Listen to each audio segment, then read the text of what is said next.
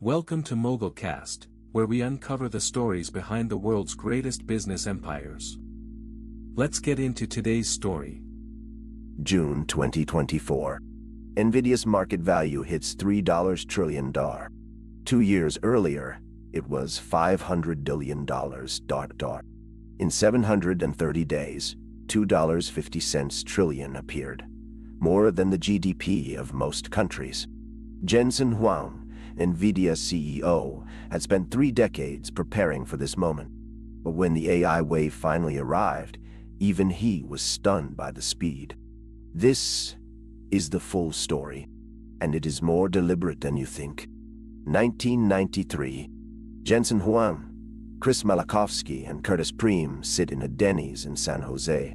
They're 3 engineers with a wild idea: a graphics chip for PCs. The market doesn't exist yet. The technology is unproven. Huang mortgages his house to fund the first prototype. For the next decade, Nvidia bleeds cash. Competitors laugh. One analyst calls them a rounding error in Intel's earnings. But Huang has a secret. He's not building chips for gamers. He's building them for something else, something no one else believes in yet. The early 2000s are brutal. Nvidia's first graphics cards flop. The dot-com crash wipes out half their customers. Huang lays off 10% of the company.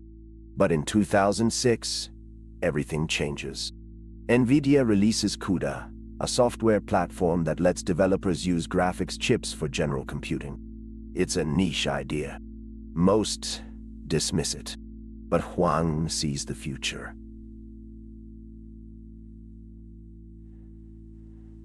If you can make a chip do anything, not just graphics, you can unlock something bigger. We will come back to this decision. It is the key to everything. 2012. A breakthrough.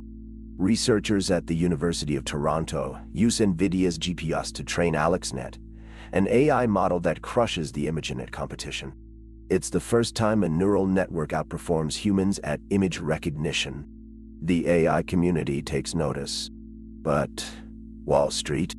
Not so much. Nvidia's stock barely moves. Huang doubles down. He starts giving away GPUs to AI researchers. "We're not selling hardware," he tells his team. "We're selling the future."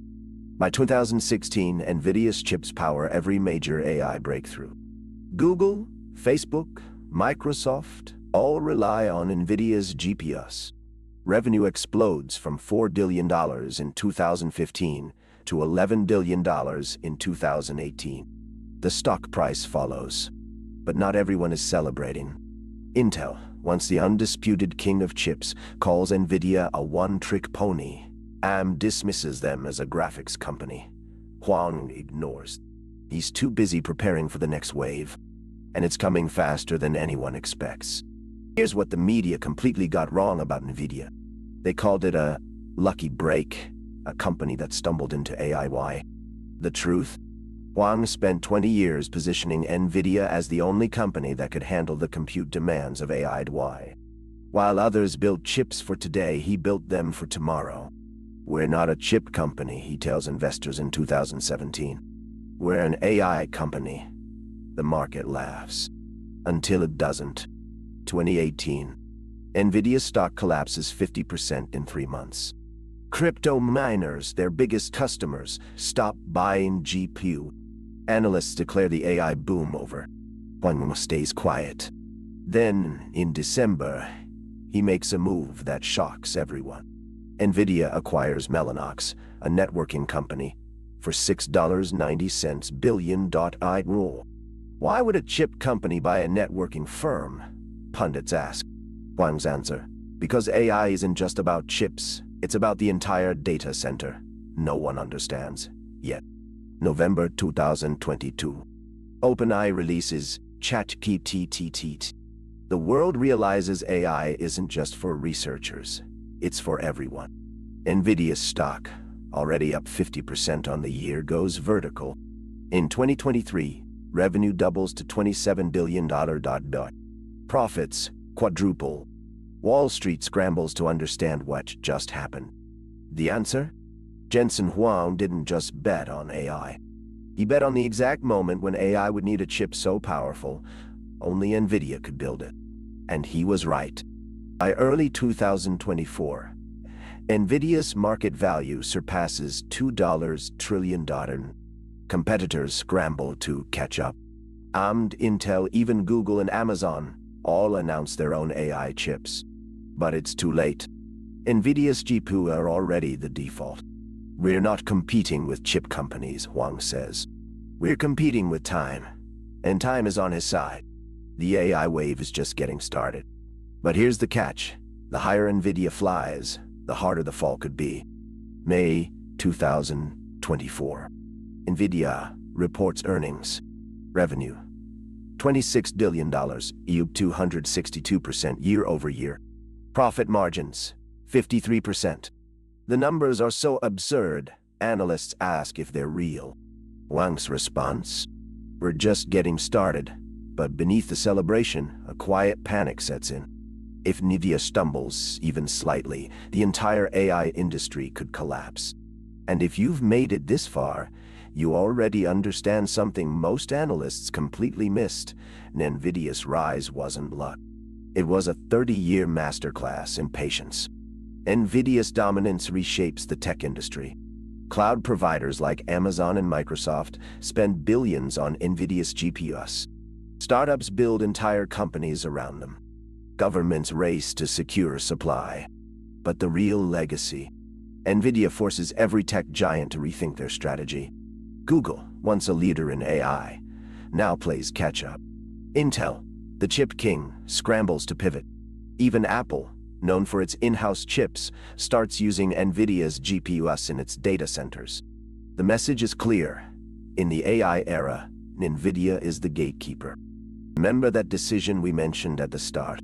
The CUDA platform in 2006? Here's what it actually cost. For years, Nvidia poured billions into software no one used.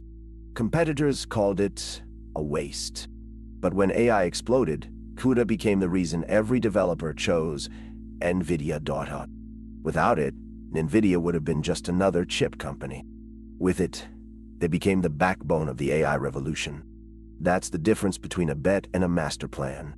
Nvidia's rise isn't just about money. It's about timing.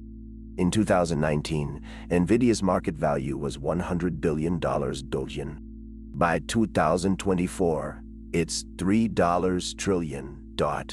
Revenue in 2023, $27 billion. Revenue in 2024, projected $100 billion. Profit margins, 53%. Number of AI startups using Nvidia's chips, over 40,000.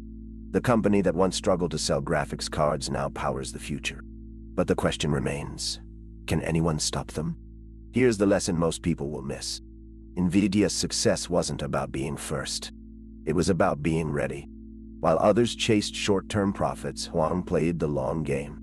He bet on a future no one else believed in. And then he waited. For 30 years. The takeaway? The biggest empires aren't built in months. They're built in decades. And the next one is already in motion. If you want to understand how this pattern repeats across every major business empire, the next video covers a story with eerie parallels. A company that, like Nvidia, spent decades in the shadows before reshaping an entire industry. That one is next. That's the story for today on MogulCast. If you found this valuable, subscribe and hit the bell. A new empire story drops every single weekday. See you tomorrow.